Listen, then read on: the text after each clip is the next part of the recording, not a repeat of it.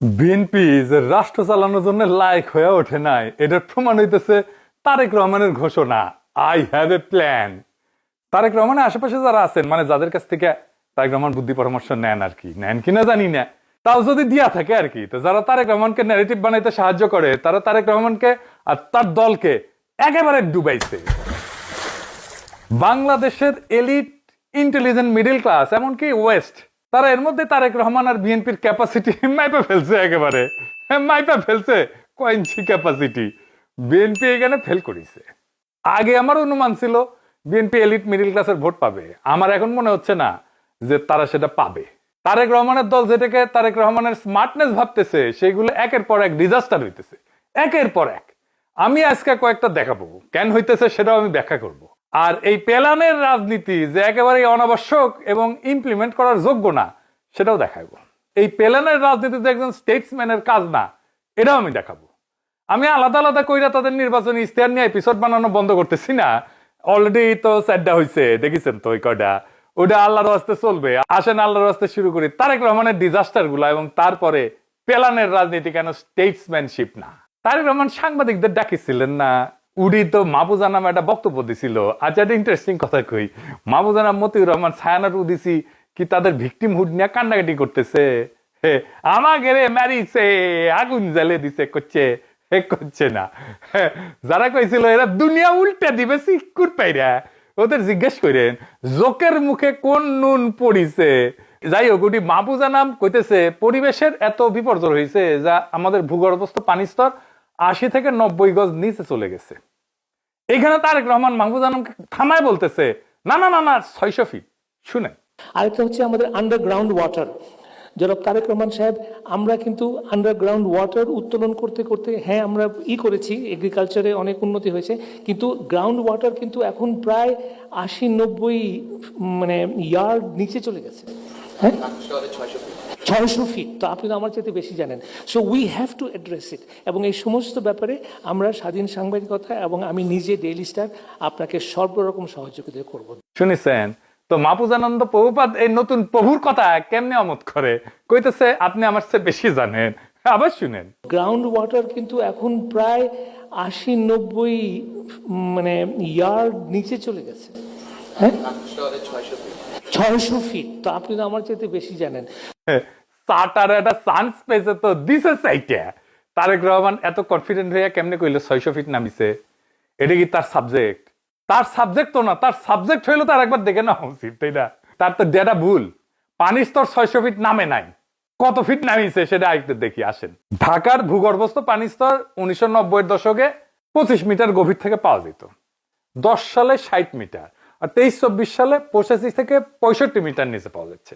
মানে আগের তুলনায় পানির স্তর অনেক নিচে নামিছে, এটা সত্য। মাহফুজা নাম ঠিক কথাই কইছে, মাহফুজা নাম ঠিক ডেটাই দিছে, তারেক রহমান ভুল কইছে। কিন্তু মাহফুজা রহমান এতই স্যাটপি যে নিজে যে ঠিক কইছে এটা কবিতা। এই জন্যই রাষ্ট্র বিপদে পড়ে। তারেক রহমানের সামনে যায় কবে আপনি আমার চেয়ে বেশি বুঝেন, এটা কইলে যদি একটু সদয় হয় তারেক রহমান। কিন্তু আসলে ওই ঠিক কইছে। প্রত্যেক বছরই ঢাকার ভূগর্ভস্থ পানির স্তর ১ থেকে ৩ মিটার নিচে নেমে যেতেছে। পানি উন্নয়ন বোর্ডের মতে ৮৬ মিটার নামছে। এটা একদম ডেটা টেটা সব আছে। দেশের ২/৩ এলাকাতে ভূগর্ভস্থ পানির স্তর প্রচলিত জায়গা থেকে ১ থেকে ৩ মিটার নিচে নেমে গেছে শুকনো মৌসুমে। অনেক গ্রামগঞ্জে এখন পানি পাওয়া যায় ৩০ ফুট বা তার চেয়েও গভীরে, আগে যেখানে আরো কম গভীরে মিলতো আর কি। তার মানে ঢাকা শহরে তো এদিকে ৬০০ ফিট, ৬০০ ফিট না, ৮৫ থেকে ৯০ মিটার, মানে ২৮০ থেকে ৩০০ ফিট। ৬০০ ফিট মানে হচ্ছে ১৮৩ মিটার। তার মানে ঢাকায় যে সমস্ত জায়গায় ভূগর্ভস্থ পানি স্তর পাওয়া যাচ্ছে সেটা ৮৫ থেকে ৯০ মিটার গভীরে, যেটা ৬০০ ফিটের অর্ধেকেরও কম, মানে ৩০০ ফিট। ৩০০ ফিট কইতে গিয়া ৬০০ ফিট কইছে। এ তো দেখি আরেক শেখ মুজিব ৩ লাখ কইতে গিয়া ৩ মিলিয়ন কইয়া দিছিল। শেখ মুজিব তো অঙ্কে ফেল মারতো, যদিও আঙ্কেরে বাংলার লুথার কিং নিজেই কইছে সে অঙ্কে কাঁচা। তুমি যে বললে তোমার অঙ্ক করতে ভালো লাগে না, তোমাকে একটা সিক্রেট কথা বলি, অঙ্ক কিন্তু আমারও খুব ভালো লাগতো না, অঙ্ক দেখলে আমিও ভয় পেতাম। তো ৬০০ ফিট ধরে নিয়ে বাংলার লুথার কিং যে প্ল্যান বানাবে, সেটা কোনো প্ল্যান হবে, কোনো কাজে আসবে? আপনারাই কন তো। তাহলে কি প্ল্যান বানাইছে ওই? আর একটা জিনিস দেখি, বিএনপি রিল বানানোর প্রতিযোগিতা করলো না, সেটা নিয়ে তো এই রিল বানানোর প্রতিযোগিতা দিদি যারা ভালো করলো তাদের তারেক রহমান মিট করবে, দেখা করবি, তো করলো, সাথে তারেক রহমানের মেয়েও ছিল, ভালো কথা। তো ইডি কারা কারা আসিছিল জানেন? এই মালটা আসিছিল বিএনপির অনলাইন সিপাল সালার। যারা জামাতকে ভোট দিতেছে প্রবাসী, তাদের সম্পর্কে কি বলে শুনেন, আগে শুনে নেন, তারপরে ওর কথা করছি। কিছু কিছু প্রবাসী দেখলাম যে তারা পোস্টাল ব্যালটে দাঁড়িপাল্লায় ভোট দিছে এবং তারা গণভোটে হ্যাঁ ভোট দিছে। আবার সেই ভোট দেওয়ার ভিডিও তারা ধারণ করে আবার সোশ্যাল মিডিয়াতে আপলোড করছে। তা আমার কথা হচ্ছে যে তারা এত খুশি মনে হেসে খেলে সুন্দর করে যে ভিডিওটা বানায় সোশ্যাল মিডিয়াতে আপলোড করলো, তারা যে নিজের বউকে, যারা প্রবাসী এবং গাড়িপাল্লায় ভোট দিচ্ছেন, তারা যে নিজের বউকে জামাতের আমিরদের কাছে ইজারা দিচ্ছেন, এই বিষয়টা কি আপনাদের মাথায় আছে? শুনেছেন? এটা তারেক রহমান ডেকে নিয়ে গেছে, আবার কইছে তার কন্টেন্ট নাকি দেখে, তার মুখেই শুনেন। আমার আজকের এক্সপেরিয়েন্সটা অনেক ভালো। যেমন চেয়ারম্যান স্যার ফার্স্টে এখানে ঢুকে যখন সবার সাথে হ্যান্ডশেক করতেছিল, তখন উনি আমার সাথে হ্যান্ডশেক করার সময় বলছে যে I follow you a lot, that means a lot to me. কারণ চেয়ারম্যান স্যার এসে বলতেছে এমন একটা কথা, I was just hang on a moment, and তারপরে আমি স্যারে বলছি it's a great thing to me sir. মানে বুঝতেইছেন, আমি জাস্ট হ্যাং হয়ে গেছি চেয়ারম্যান স্যার যখন এমন একটা কথা বলছে। তার মানে সে যে ইতরামি করে সেটা তারেক রহমান জানে, যাই নাই তার মতো ইতরকে ডাকিছে, কনফার্ম করছে তার ইতরামি দেখে তারেক রহমান আর পছন্দ করে। তারেক রহমানের ইতরামি পছন্দ, ইতরদের পছন্দ, কারণ তারেক রহমান ইতরদের গডফাদার। এক ইতর ছিল আওয়ামী লীগের মুরাদ, এই যে এটা, সে মুরাদ জাইমা রহমান সম্পর্কে খুবই অশ্লীল কথা কইছিল না, আমি আর দেখাইলাম না ভিডিওটা। সেই মুরাদের মন্ত্রিত্ব গেছিল কিন্তু আওয়ামী লীগের আমলে, তার নমিনেশনও দেয় নাই পরে আওয়ামী লীগ। আর তারেক রহমান তার দলের একই মানের এক ইতরকে ডাইকা নিয়ে পুরস্কৃত করে, তাও মেয়েকে পাশে বসে। এই হইতেছে আওয়ামী লীগ আর বিএনপির তফাৎ। এই ব্যাপারে আওয়ামী লীগ বিএনপির চাইতে 1000 গুণ ভালো। C C C Tarique Rahman C. চান্দাবাজ ধান্দাবাজ এদের তো আশ্রয় দিতেছেনি, ইতরদের গডফাদার হইতে হবে আপনারে। যাই হোক, সেই রিল মেকারদের নিয়ে বৈশা তারেক রহমান বলতেছে দক্ষিণ কোরিয়া কন্টেন্ট মেক করে $12 বিলিয়ন আর্ন করি। মানে একটা জ্ঞানের কথা কইছে, ডেটা কইছে, ডেটা করলে জ্ঞানের কথা মনে হয়, প্রচুর জানে মনে হয়। তাই রহমান কন্টেন্ট ক্রিয়েটরদের সাথে বসবেন, কন্টেন্ট ক্রিয়েটরদেরকে চমকায় দিতে হবে কিছু কুইয়া, তাই কিছু ডেটা লাগবে, কিছু ভালসুনকে বসে দিছে, এই ডেটা এনে দিছে গুগল টুগল কইরে আর কি। 600 ফিটের মতো, ওই যে 600 ফিটের ডেটা দিছিল না উনকা। তো কোরিয়ান কন্টেন্ট বলতে কি রিলস আর ইউটিউব বুঝাইছে না। দক্ষিণ কোরিয়া কন্টেন্ট এটা সাংস্কৃতিক কন্টেন্ট, এটারে বলে কে কন্টেন্ট। এর মধ্যে আছে music, movie, games, animation, broadcasting, advertising এবং ক্যারেক্টার কন্টেন্ট, মানে যেগুলো অ্যানিমেশন কন্টেন্ট ইত্যাদি, নলেজ এবং আইটি সব এটার মধ্যে, এমনকি ওয়েবটুনও আছে। এই সব মিলা বিশ্বব্যাপী রপ্তানি থেকে আয় করছে এত টাকা, $12 বিলিয়ন। এটা দেখেন, এটা দেখাইছে। এই যে এর উপরে আরো অনেক দেশ আছে, ফ্রান্স আছে, ইত্যাদি আছে। এটা রিলস আর ইউটিউবের আয় না। কে কন্টেন্ট, কোরিয়াতে গাড়ি, শিপ বিল্ডিং এর মতো একটা স্ট্র্যাটেজিক সেক্টর, আলাদা মন্ত্রণালয় আছে, বাজেট আছে, এক্সপোর্ট টার্গেট আছে। এখানে কোরিয়া ক্রিয়েটিভ কন্টেন্ট এজেন্সি বলে একটা জিনিস আছে, কেন্দ্রীয় ভূমিকা রাখে। তারা ফান্ডিং করে, ইনকিউবেশন করে এবং ওভারসিজ মার্কেট অ্যাক্সেসের জন্য কাজ করে। এইখানে এই কালচার কে কন্টেন্ট হচ্ছে রাষ্ট্রীয় সম্পদ। এইটার আবার একটা স্পিল ওভার ইন্ডাস্ট্রি আছে, মানে এইটা দেখে দেখে অন্য ইন্ডাস্ট্রিগুলোতে যেটা ইফেক্ট পড়ে, যেটার মধ্যে ফ্যাশন আছে, কসমেটিক্স আছে। এই জন্যই জানি এই ইকোনমি সম্পর্কে আর কি। আমার একটা ট্রেনিং হয়েছিল যে আমার হয়েছে যন্ত্রণা, আমার আবার জাস্টিফাই করে দেওয়া লাগে কই থেকে জানিছি এইসব। আমি এসব কইলে বিএনপির ভালচুন গুলো আইসা কয় আমি নাকি সব জানতাম। হ্যাঁ, ওই তো আশেপাশে সব মুরুক্ষুসদাদেরকে দেখে, তাই ওই ভাবে ওদের মতো সবাই মুরুক্ষুসদা। যাই হোক, এবারে আসেন দেখি কেন তারেক রহমানের প্ল্যান গুলো ডিজাস্টার হইতেছে। তার যে সমস্ত স্পেকটাকল করার চেষ্টা করতেছে সেগুলো সবগুলো ডিজাস্টার হইতেছে। আসেন দেখি। বিএনপির বুদ্ধিজীবীদের একটা জায়গা আছে অনলাইনে, জানেন না? এই যে এটি বিএনপির সব প্ল্যানের মাস্টারদের পাবেন আর কি, কারা প্ল্যান গুলা করিছে। আমি একটা এক্সাম্পল দেখাই, যারে দেখাবো সে হেলথ নিয়ে প্ল্যান করিছে। হ্যাঁ, আমি জানি, মানে অনেকের মধ্যে একজন, সে না একা না, প্রফেশনালি সাকসেসফুল, সিঙ্গাপুরে কাজ করে, অ্যাসোসিয়েট প্রফেসর বোধহয়, পুরা একটা এডুকেশন, ব্রেনটা ভরা, ব্রেইনফুল পার্সন। কিন্তু দেখেছেন তো কি স্বাস্থ্য প্ল্যান বানাচ্ছে, দেখেছেন 180 দিনের মধ্যে কি কি করবে করছে। এর আগে ও কি করছে শুনেন, তারপরে বুঝবো যে আসলে কেন ওরা ভুল করিচ্ছে আর কি। আসেন তারপরে সমস্যাটা করছি শুনেন। আমার মিনিস্ট্রি অফ হেলথে একজন ডাক্তারও নাই, মিনিস্ট্রি অফ হেলথ ডাক্তার না, সরি, একজনও হেলথের ব্যাকগ্রাউন্ড নাই। মানে আমি কথাটা একটু এক্সাজারেট করলাম, একজনও নাই হয়তো ব্যাপারটা তা না, হয়তো একজন আছে। বাট হওয়ার কথা তো ছিল সবাই হেলথ ব্যাকগ্রাউন্ড, আমি বলছি না তাকে ডাক্তার হতে হবে, কিন্তু তার হেলথ সম্পর্কে তো জানতে হবে। তুমি সচিবের খবর নাও, আমি জানি না উনি কে, ওনার নামও আমি জানি না, কোন ব্যাকগ্রাউন্ড থেকে জানি না, আমি তোমাকে গ্যারান্টি দিতে পারি he is not from health background. সে এমন একটা ব্যাকগ্রাউন্ড, সে জীবনে কোনোদিন হেলথ চালায় না। শুনেছেন তো, মনে হইতেছে না বাস চমৎকার কথা। তো মন্ত্রণালয়গুলো চালাবে তো সাবজেক্টের লোকেরা, স্বাস্থ্য মন্ত্রণালয় ডাক্তার, গণপূর্ত সিভিল ইঞ্জিনিয়ার, ফিনান্স চালাবে ইকোনমিক্সরা, তারপরে ফিনান্সের লোকেরা, অ্যাকাউন্টিং এর লোকেরা, জনপ্রশাসন চালাবে এইচআর এর লোকেরা, প্রতিরক্ষা চালাবে আর্মির জেনারেল, স্বরাষ্ট্র চালাবে পুলিশের লোক, তাই না? এরা রাষ্ট্র আসলে কি, রাষ্ট্র কেমনে চলে এটাই বুঝতে পারেনি, জানেও না। রাষ্ট্রকে কর্পোরেশন ভাবিছে। ব্যুরোক্রেসি আসলে কি করে, ব্যুরোক্রেসির কাজটা কি, এটা আগে পরিষ্কার হওয়া দরকার। আসেন এটা বুঝে দেখি। ব্যুরোক্রেসির কাজ জ্ঞান উৎপাদন করা না, পলিসি তৈরি করা না। ব্যুরোক্রেসির কাজ জ্ঞানকে শাসনযোগ্য কাঠামোর রূপ দেওয়া, দুটো এক জিনিস না। এটা গুলে ফেললে বিপদ। ব্যুরোক্রেসিতে বরং সাবজেক্ট এক্সপার্ট থাকা উচিত না। বাংলাদেশের আমলাতন্ত্র সেক্রেটারিয়েতে সচিব টচিব যারা আছেন আর কি, তারা বুঝে দেখেন কাদেরকে আপনারা ব্যাক করিচ্ছেন। দেখেন, ব্যুরোক্রেট যদি সাবজেক্ট এক্সপার্ট হয় তাহলে সে মতাদর্শী খেলোয়াড় হয়ে যায়। সে ডেটা শুনবে না, কারণ সে নিজে জানে তো। সে কনসালটেশনকে দুর্বল করে ফেলবে, সে ভিন্ন মতকে থ্রেট ভাববে। এটা আধুনিক রাষ্ট্রের ডিজাস্টারের ফর্মুলা। পৃথিবীর কোথাও সাবজেক্ট এক্সপার্ট ব্যুরোক্রেট নাই। আপনি পৃথিবীর যে কোনো কার্যকর রাষ্ট্র দেখেন, ফাইন্যান্স মিনিস্ট্রিতে সবাই অর্থনীতিবিদ না, পূর্ত মিনিস্ট্রিতে সবাই ইঞ্জিনিয়ার না, ডিফেন্স মিনিস্ট্রিতে সবাই জেনারেল না, হেলথ মিনিস্ট্রিতে সবাই ডাক্তার না। এটাই স্বাভাবিক, কারণ রাষ্ট্র চলে ডিভিশন অফ লেবার দিয়া, ফিউশন অফ ইগো দিয়া না। মানে হেলথ মিনিস্ট্রির কাজ কি? হাসপাতাল বানানো, বাজেট বরাদ্দ করা, বাজেট ম্যানেজমেন্ট করা, হিউম্যান রিসোর্স ম্যানেজমেন্ট করা, মানে মানব সম্পদের ম্যানেজমেন্ট করা, প্রকিউরমেন্ট পলিসি কোঅর্ডিনেশন করা, ক্রাইসিস ম্যানেজমেন্ট করা, তাই না? এর বাইরে তো কিছু না। কিন্তু ধরেন রোগ নির্ণয় করা, চিকিৎসা পদ্ধতি ঠিক করা, ক্লিনিক্যাল গাইডলাইন দেখা, এগুলো কার কাজ? এগুলো ডাক্তার গবেষকদের কাজ, পাবলিক হেলথ এক্সপার্টদের কাজ, এপিডেমিওলজিস্টদের কাজ। এইটা করে আলাদা প্রতিষ্ঠান, যেমন আমেরিকাতে আছে সেন্টার ফর ডিজিজ কন্ট্রোল, এইরকম প্রতিষ্ঠান করে। তো সেন্টার ফর ডিজিজ কন্ট্রোলকে মিনিস্ট্রি বানাই দিলে হবে? হেলথ ব্যুরোক্র্যাটের কাজ হলো এই যে জ্ঞানগুলো আসবে এক্সপার্টদের কাছ থেকে, এটাকে কিভাবে সিদ্ধান্তে, বাজেটে, সিস্টেমে ঢুকবে, এটা নিশ্চিত করা। এই জন্যই centre for disease control type body থাকে। আমেরিকার স্বাস্থ্য সংক্রান্ত সব নীতি কৌশল বানায় এই সিডিসি। তো মন্ত্রণালয়ের পাশে সিডিসির মতো একটা ইনস্টিটিউট লাগে কেন? লাগে এই জন্যই যে ওইটা থেকে পলিসি আসবে, এখান থেকে ইমপ্লিমেন্টেশন হবে। সিডিসি মন্ত্রণালয় হয় না কেন? ওই তো চাচ্ছে সিডিসি কে মন্ত্রণালয় বানায় ফেলতে। মন্ত্রণালয় হচ্ছে এক্সিকিউটিভ বডি এবং যে কোঅর্ডিনেট করে, সে নীতি বাস্তবায়ন করে ফ্রেমের মধ্যে। একটা মাইসুর রাষ্ট্র ব্যুরোক্রেটকে নিউট্রাল কোঅর্ডিনেটর রাখে, সাবজেক্ট এক্সপার্টকে ইন্ডিপেন্ডেন্ট অ্যাডভাইজার রাখে, সিদ্ধান্ত নেয় ইনস্টিটিউশনাল প্রসেস দিয়া, ব্যক্তির জ্ঞান না সিস্টেমের জ্ঞান ব্যবহার করিয়া। এই জন্য ভালো রাষ্ট্র বলা হয় তাকেই। এটা ইংরেজিত কইছে, আমি এটা বাংলা কইরা কইতেছি, ইংরেজি যেহেতু কইছে ঠিক আছে, তাই না?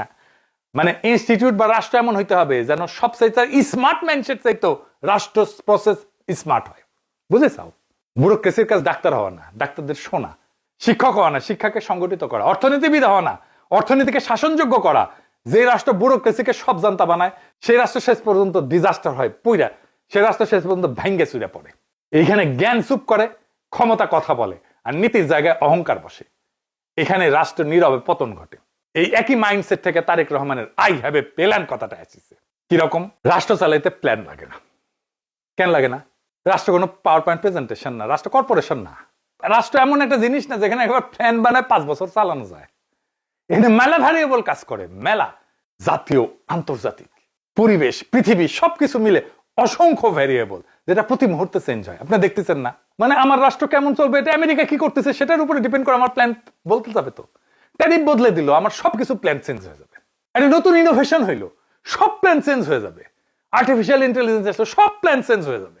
আমি কখনোই আগের প্ল্যানে রাখতে পারবো না। একটা দেশে একটা যুদ্ধ লাগলো, সব প্ল্যান চেঞ্জ হয়ে যাবে। এমনকি কর্পোরেশনও কোনো প্ল্যান এইভাবে 1 বছরের প্ল্যান করে এক্সিকিউট করা যায় না। প্ল্যান একটা সর্বোচ্চ অনুমান, আর এই অনুমান তখনই ভেঙে পড়ে যখন বাস্তবতা বদলায় যায়। প্ল্যান ধরে নেয় ভবিষ্যৎ জানা, কিন্তু ভবিষ্যৎ জানা থাকে না, এটাই বাস্তবতা। আর প্ল্যান এভাবে করা যায় না, কারণ রাষ্ট্রের বাইরে থেকে, রাষ্ট্র কাঠামোর বাইরে থেকে, ব্যুরোক্রেসির বাইরে থেকে আমি আমার রাষ্ট্রের, বাংলাদেশ রাষ্ট্রের শক্তি দুর্বলতা এগুলো কিছুই জানি না। আমি আমার ব্যুরোক্রেসি কতটুকু পাওয়ারফুল সেটা জানি না, কতখানি এফিশিয়েন্ট সেটা জানি না, কতখানি দক্ষ সেটা জানি না। তো আমি এমন একটা জিনিসের উপরে বৈশাখ প্ল্যান করতেছি, জানি না যে আমার প্ল্যানটা এক্সিকিউট করবে তার শক্তিটা কেমন। কোম্পানি জানে, কারণ কোম্পানি তো রিক্রুট করে। তারেক রহমান তো রিক্রুট করেনি সচিবদেরকে, সে তো জানে না রাষ্ট্রের রিসোর্স কতটা গভীর, কোন স্ট্র্যাটেজিক এগ্রিমেন্ট আছে কিনা, আজকে যে মিত্র রাষ্ট্রের কালকে সে শত্রু হয়ে যাবে, আজকে যেটা বাজার কালকে সেখানে নিষেধাজ্ঞা বসবে, আজকে যে প্রযুক্তি কালকে সে অপ্রাসঙ্গিক হয়ে যাবে। প্রত্যেক দিন নতুন কন্ডিশন তৈরি হয়, যুদ্ধ, ভাইরাস, মহামারী, মুদ্রাস্ফীতি, জলবায়ু সংকট, আর্টিফিশিয়াল ইন্টেলিজেন্স, সামাজিক বিস্ফোরণ। এই দুনিয়ায় আগাম প্ল্যান কাজ করে না, করবে না, জোর করে এইভাবে প্ল্যান কাজ করানো যায় না। তাহলে প্রশ্নটা পরিষ্কার, রাষ্ট্র চালাইতে তাহলে কি লাগে? রাষ্ট্র চালাইতে লাগে ডক্ট্রিন, যে আমি কিভাবে সিদ্ধান্ত নেব, কিসের ভিত্তিতে সিদ্ধান্ত নেব, সেটারে বলে ডক্ট্রিন। আমার ওইটা জানা থাকতে হবে। লাগে ইনস্টিটিউশনাল ইন্টেলিজেন্স, লাগে অ্যাডাপটিভ ক্যাপাসিটি, ফ্লেক্সিবিলিটি লাগে। প্ল্যান কি বলে? বলে আমরা কি করব। আর ডক্ট্রিন কি বলে? কিভাবে সিদ্ধান্ত নেব। প্ল্যান সবসময় স্থির, ডক্ট্রিন জীবন্ত। ডক্ট্রিন মানে পরিবর্তনের ভেতরেও দিক না হারানো, পথ না হারানো। ডক্ট্রিন মানে কনফিউশনের মাঝে সিদ্ধান্ত নেওয়ার নীতি। আজকের বাস্তবতায় ডক্ট্রিন আজকের সিদ্ধান্ত নেয়, কালকের বাস্তবতায় কালকের সিদ্ধান্ত নেয়, কিন্তু একই নৈতিক প্রাতিষ্ঠানিক মেরুদণ্ডের উপর দাঁড়ায়। ডক্ট্রিন অ্যান্ড ইনস্টিটিউশনাল ইন্টেলিজেন্স আর অ্যাডাপটিভ ক্যাপাসিটি, তিনটে জিনিস লাগে। শক্ত রাষ্ট্রের হাতে প্ল্যান থাকে না, শক্ত রাষ্ট্রের হাতে থাকে ডিসিশন মেকিং গ্রামার। এই গ্রামার শেখায় কখন অপেক্ষা করতে হবে, কখন ঝুঁকি নিতে হবে, কখন পিছাইতে হবে, কখন আঘাত করতে হবে, কখন চুপ থাকে সবচেয়ে শক্তিশালী সিদ্ধান্ত। দুর্বল রাষ্ট্র প্ল্যান বানায়। এই রাষ্ট্রের প্ল্যানিং এর, দীর্ঘমেয়াদী প্ল্যানিং এর বিষয়টা আসিছিল কমিউনিস্ট রাষ্ট্র থেকে, সোভিয়েত ইউনিয়ন থেকে আসিছিল, স্ট্যালিন করেছিল। এটা স্ট্যালিনের 5 সালা পরিকল্পনা ছিল, 5 বছর বছর প্ল্যান করিত। এই যে 19বিংশ শতাব্দীর কথা, আগের শতাব্দীর কথা, ওর পরে 100 বছর পার হয়ে গেছে দুনিয়া। ওই সময় রাষ্ট্র ছিল খুব দুর্বল, সোভিয়েত ইউনিয়ন। সেই জন্য দুর্বল রাষ্ট্র প্ল্যান বানায়। রাষ্ট্র যত শক্ত রাষ্ট্র জাজমেন্ট তৈরি করে, কারণ প্ল্যান ব্যর্থ হইলে রাষ্ট্রই ভেঙে পড়ে। ডক্ট্রিন থাকলে রাষ্ট্রের রূপ বদলায় কিন্তু ভাঙে না। এই কারণে ইতিহাসে টিকে থাকে তারা। সোভিয়েত ইউনিয়ন এই দীর্ঘমেয়াদী প্ল্যান করতে করতে করতে করতে করতে করতে ভেঙেই গেল, দেখেছেন? এটাই এই প্ল্যানিং এর, রাষ্ট্রীয় প্ল্যানিং এর এটা প্রবলেম। আপনি দেখেন তো, আমেরিকার কোনো প্ল্যান আছে? 1 বছর আগে জানতেন যে এরকম আইস এসে এরকম ব্যাপার করবে? আপনি জানতেন যে এসে ভেনেজুয়েলা এরকম করবে, গ্রিনল্যান্ড নিয়ে এরকম করবে, এটা জানতেন? কিন্তু এই ডক্ট্রিন ছিল যে গ্রিনল্যান্ড নিয়ে তাদের একটা সিদ্ধান্ত নিতে হবে। কি সিদ্ধান্ত নিতে হবে সেই ডক্ট্রিন তাদের আছে, সে চিন্তা তাদের আছে। কিন্তু এই প্ল্যানটা কিন্তু এখনই হবে সেই প্ল্যান ছিল না। রাষ্ট্র নিজের ভবিষ্যৎ বানাইতে পারে না। রাষ্ট্র অনিশ্চয়তার ভেতরে চলার ক্ষমতা তৈরি করে, এটাই রাষ্ট্র। আর সেই ক্ষমতার নাম হইতেছে ডক্ট্রিন, ইনস্টিটিউশনাল ইন্টেলিজেন্স আর অ্যাডাপটিভ পাওয়ার। 3টা জিনিস মাত্র। তাই প্ল্যান না, ক্ষমতা। দর্শনের ভাষায় রাষ্ট্র এমন কিছু না যেটা নির্দিষ্ট শেষ লক্ষ্য ধরে ধাপে ধাপে ধাপে ধাপে আগানো যায়। রাষ্ট্র মানে বৈধ কর্তৃত্ব প্লাস অনিশ্চয়তা। প্ল্যান ধরে নেয় অনিশ্চয়তা নিয়ন্ত্রণে আছে, কিন্তু রাষ্ট্রের কাজই হচ্ছে অনিশ্চয়তার ভেতরে শাসন করা। এইখানে প্ল্যানটা ভেঙে পড়ে। ধরেন আপনি ক্ষমতা আসলেন, আপনার নির্বাচনী প্ল্যানে লেখা ছিল ব্যুরোক্রেসি কাজ করবে, ইকোনমি ঘুরে দাঁড়াবে, আপনি পলিসি পাল্টাইতে পারবেন, আপনি চুক্তি বদলাইতে পারবেন, ব্যুরোক্রেসি এফিশিয়েন্ট, ফাইল ঠিক মতো চালায় চলে, ঘুষ ছাড়াই, মিড লেভেল অফিসাররা দক্ষ। আপনি এসে দেখলেন যে ইকোনমি ধারণার চেয়ে তো দুর্বল, রেভিনিউ লিকেজ সর্বত্র। কি করবেন? এরশাদ হটার পরে শাহাবুদ্দিন রে আমরা তত্ত্বাবধায়ক সরকারের প্রধান বানাইছিলাম 90-এ। সে তো প্রধান বিচারপতি ছিল। সে কইছিল আমি দেশের অবস্থা যা ভাবছিলাম তার চেয়ে অনেক খারাপ। প্রফেসর ইউনূসী এসে তো কইছে সবকিছু লটর ভটর হয়ে আছে, বলছেন না? সব লটর পটর অবস্থার মধ্যে আছে, কোনোটাই ঠিক বলতে চলে না। তো দেখছেন, আর বাইরে থেকে দেখে একরকম মনে হয়, ভিতরে যে আর একরকম মনে হয়। কারণ বাইরে থেকে ধরে নিয়েছিল যন্ত্রটা ঠিক মতো কাজ করবে। তো রাষ্ট্রযন্ত্রটাই যদি বিকল হয়, প্ল্যান দিয়ে সেই যন্ত্র ঠিক করা যায় না। আই হ্যাভ এ প্ল্যান, এটা স্টেটসম্যানশিপের বিপরীত। এটা শুনতে আধুনিক লাগে, আই হ্যাভ এ প্ল্যান, আত্মবিশ্বাসী মনে হয়। কিন্তু রাষ্ট্রের ইতিহাস জানলে, রাষ্ট্রের দর্শন বুঝলে এই বাক্য শুনে ভয় লাগার কথা। রাষ্ট্রনায়ক কখনো প্ল্যান বানায় না। তাহলে স্টেটসম্যান কাকে বলে? স্টেটসম্যান সে না যে সে সব প্রশ্নের উত্তর জানে। তারেক রহমান যেটা বোঝানোর চেষ্টা করে, আমি সব জানি, আমার কাছে সব তথ্য আছে। এই যে 600 ফিট আর রিলস দিয়ে বুঝাইছে না। স্টেটমেন্ট সে যে জানে সব প্রশ্নের উত্তর একসাথে জানা সম্ভব না। সে নিজেকে এক্সপার্ট ভাবে না, সে নিজেকে প্ল্যানার ভাবে না, সে নিজেকে সিস্টেমের উপরে দাঁড় করায় না। সে নিজেকে দেখে ইনস্টিটিউশনাল ইন্টেলিজেন্সের রক্ষক এই হিসাবে। সে যখন বলে আই হ্যাভ এ প্ল্যান, সে আসলে বলতেছে রাষ্ট্র আমার মাথার ভেতরে, জটিল বাস্তবতা আমার নকশায় ধরা পড়বে, আমি সব পড়তে বেশি বুঝি। এটা রাষ্ট্রনায়কত্ব না, এটা চিফ প্ল্যানার সিনড্রোম। রাষ্ট্রনায়ক আর রাষ্ট্রের চিফ প্ল্যানার এক জিনিস না। পরিকল্পনা মন্ত্রণালয়ের প্রধান না সে, এনে বিপদ। আধুনিক রাষ্ট্র কি শেখায়? আধুনিক রাষ্ট্র একটা কথা পরিষ্কার জানে, সিস্টেমটা এমন হইতে হবে যেন সবচেয়ে বুদ্ধিমান মানুষ, দেশের সবচেয়ে বুদ্ধিমান মানুষটার চাইতে সিস্টেম বেশি বুদ্ধিমান হয়। কারণ মানুষ ভুল করে, মানুষ অহংকারী হয়, মানুষ নিজের প্ল্যানের প্রেমে পড়ে যায়, ভালো সিস্টেম ভুল ধরতে পারে, নিজে ঠিক করতে পারে, নিজেকে নিজে ঠিক করতে পারে, প্রয়োজনে নেতার বিরুদ্ধে দাঁড়াইতে পারে। এটাই সবচেয়ে বড় সমস্যা যে তারেক রহমান স্টেটসম্যান না হইতেছে, প্ল্যানার হইতে চাইতেছে। সে বলতে পারতো আমি প্রতিষ্ঠান শক্ত করব, আমি সিদ্ধান্ত ব্যক্তির হাতে থেকে বের করব, আমি প্রতিষ্ঠানটাকে শক্তিশালী করব, ইনস্টিটিউশনগুলোকে দাঁড় করাবো, আমি এমন রাষ্ট্র বানাবো যেটা আমাকে ছাড়াও চলবে। কিন্তু সে বলতেছে আই হ্যাভ এ প্ল্যান। এই বাক্যের রাষ্ট্র ছোট হইতে হয়, নেতা বড় হয়। আর ইতিহাস বলে যখন নেতা বড় সেখানে রাষ্ট্র দুর্বল। রাষ্ট্র কোনো প্ল্যানার নেতা সহ্যই করতে পারে না, এটা ফিট করে না রাষ্ট্রের সাথে। কারণ প্ল্যান ব্যর্থ হইলে সংশোধনের জায়গা থাকে না, ভিন্ন মত শত্রু হইয়া যায়, সিস্টেম চুপ করে থাকে, ক্ষমতা কথা বলতে শুরু করে। এটাই স্বৈরাচারের প্রথম ধাপ।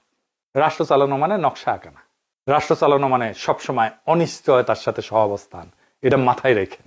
রাষ্ট্র মানেই অনিশ্চয়তা, সারাক্ষণ, সব সময়, প্রত্যেক মুহূর্তে অনিশ্চয়তা। আপনার কোনো প্ল্যান কাজ করবে না, এটাই রাষ্ট্র। যে নেতা বলে আমার প্ল্যান আছে, সে রাষ্ট্রকে নিজের মাথার ভিতরে বন্দি করে ফেলে। আর এই মাথা ভুল করলে রাষ্ট্র পড়ে যায়। তাই বলতেছে তো লোকজন তারেক রহমান দেশকে বাঁচাবে, একজন মানুষের উপরে দেশ টিকে থাকবে, দেশ এত ফেল না। তো হে বিএনপি বুঝে গেছে যে ভোটে জিতবি না, কান্নাকাটি করিচ্ছে, ভোটের জন্য কি কান্নাকাটি করিচ্ছে। দেখেন বিএনপি নির্বাচনে হারবি, কারণ তারা মানুষের সামনে ভীষণ দেখায় না, তারা মানুষের সামনে ভুল আত্মবিশ্বাস দেখায়। রাষ্ট্র চালানো কোনো স্টেজ শো না, স্পেকটাকল না, রাষ্ট্র চালানো কোনো রিলসের প্রতিযোগিতা না, রাষ্ট্র চালানো মানে আই হ্যাভ এ প্ল্যান বলে হাততালি নেওয়ার খেলা না। রাষ্ট্র চালানো মানে ভুল স্বীকার করার ক্ষমতা, সিস্টেম বানানোর ক্ষমতা, নিজেকে ছোট করে প্রতিষ্ঠানকে বড় করার ক্ষমতা। এটাই রাষ্ট্র, এটাই রাষ্ট্র নেতার কাজ। বিএনপি আজকে যা করতেছে, তারেক রহমান যা করতেছে, ওইটা রাষ্ট্র নির্মাণের কাজ না, ওইটা ক্ষমতা দখলের সাইড প্রেজেন্টেশন। আর এলিট বলেন, মিডল ক্লাস বলেন, এডুকেটেড সোসাইটি বলেন, পশ্চিম বলেন, সবাই এক জিনিসটা আগে বোঝে, যে দলের নেতা ডেটা ঠিক মতো বলতে পারে না, মোতায় রাখতে পারে না, সে দলের মেধা নাই, চাটুকারিতা দিয়া চলে। যে দলের প্ল্যানার মানে নিজের মাথা, সে দল ক্ষমতায় গেলে রাষ্ট্রকে জিম্মি করে ফেলবে। এরা নির্বাচন যাইতে পারে, প্রচারণা চালাইতে পারে, এবং আমি মনে করি ধানের শীষ এবার ভালো করবে, অনেক ভালো করবে। গত নির্বাচনের চাইতে 20 গুণের মতো বেশি সিট পাবে। গত নির্বাচনে তো 5টা পেয়েছিল, তাই না? তো তাহলে 20 গুণ হলে কয়টা হয় হিসাব করে নেন। বিএনপির রাষ্ট্র চালানোর কোনো ক্ষমতাই নেই, ওদের ওই হ্যাডমই নাই, রাষ্ট্র বুঝেই না। রাষ্ট্র যে বিচক্ষণতা দিয়ে চলে, যে ইন্টেলিজেন্স দিয়ে চলে, সে বিচক্ষণতা পুরা বিএনপির সিস্টেমের মধ্যে নাই। সেজন্য ওইখানে বাংলাদেশের ভবিষ্যৎ নাই। আজ থেকে মনে রাখবেন, বিএনপির সমস্যা ইস্তেহার না, বিএনপির সমস্যা তারা এখনো রাষ্ট্র শেখে নাই, তারা রাষ্ট্র বোঝে নাই, রাষ্ট্র কেমনে চলে, কেমনে চালাইতে হয় সেটা জানে না। তারা নির্বাচনে শুধু অংশ নেয়, কিন্তু ভবিষ্যৎ বানায় না। আমরা সেই ভবিষ্যৎ বানাবো, সেই ভবিষ্যতের পথে যাত্রা শুরু হবে 12ই ফেব্রুয়ারি নির্বাচনের মধ্যে দিয়ে। সেই দিন আমরা বাংলাদেশের জনগণকে আবার বিজয়ী করব ইনশাল্লাহ। ইনকিলাব জিন্দাবাদ।